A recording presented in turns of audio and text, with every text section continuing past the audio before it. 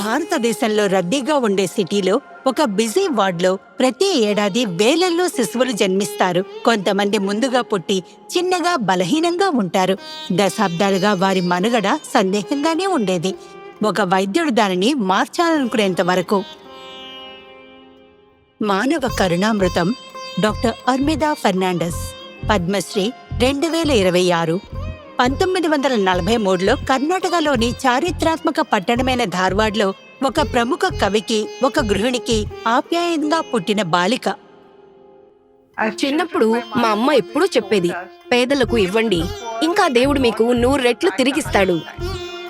Medical school వద్ద doctor Armida Fernandes గ్రాడ్యుయేషన్లో topper.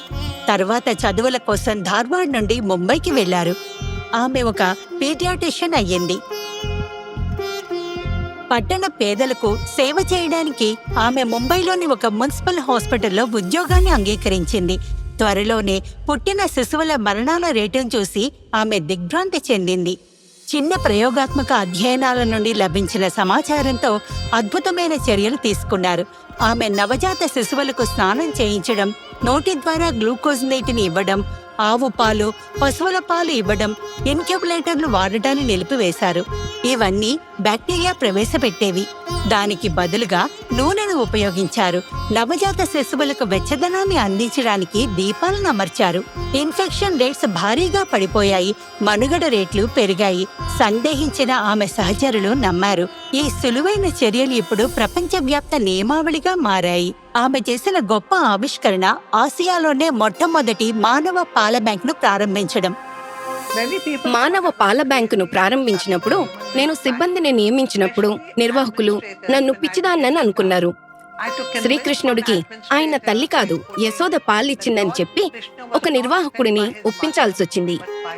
కొద్దిపాటి తల్లిపాలు కూడా ఆ శిశువుల మనుగడను మెరుగుపరిచాయి. రాబోయే 5 దశాబ్దాలలో అర్మిదా 2000 మందికి పైగా వైద్య నిపుణులకు శిక్షణ ఇచ్చారు. రాష్ట్రాలలో తల్లిపాలు ఇవ్వడాన్ని ప్రోత్సహించే కార్యక్రమాలను నిర్వహించారు. ఆసుపత్రిలో తన పనితో పాటు అర్మిదా స్నేహ అనే ఒక స్వచ్ఛంద సంస్థను ప్రారంభించారు. ధారావిలోని నిరుపేదల ముంగిటికే వైద్య సేవలను అందించారు. శిశు మరణాలను మరింత తగ్గించడానికి మనం తల్లుల ప్రవర్తనలో మార్పు తీసుకురావచ్చు. తద్వారా సమయానికి ఆసుపత్రికి చేరుకుని తమ శిశువుల ప్రాణాలను కాపాడుకోగలుగుతారు. సత్యాన్ని ఎదుర్కోండి. అలా చేయకపోతే మీరు పరిష్కారాలను కనుగొనలేరు. సవాళ్లకు సాంప్రదాయేతర ఆలోచన విధానం అవసరం. ఒకప్పుడు నేను దీన్ని తలకు మించిన పని అని అనేదాన్ని. ఈ రోజు దీన్ని ఆవిష్కరణ అంటున్నాను. నాకే ఎందుకు అనుకోకండి. దుఃఖం నుండి మార్పు కలుగుతుంది. మనల్ని చేరుకోవాలని వారిని ఎలా చేరుకోవాలి మనం నిరంతరం ఆలోచిస్తూ ఉండాలి. డాక్టర్ అర్మిదా ఫెర్నాండెస్, పద్మశ్రీ 2026. శతకోటి వందనాలు.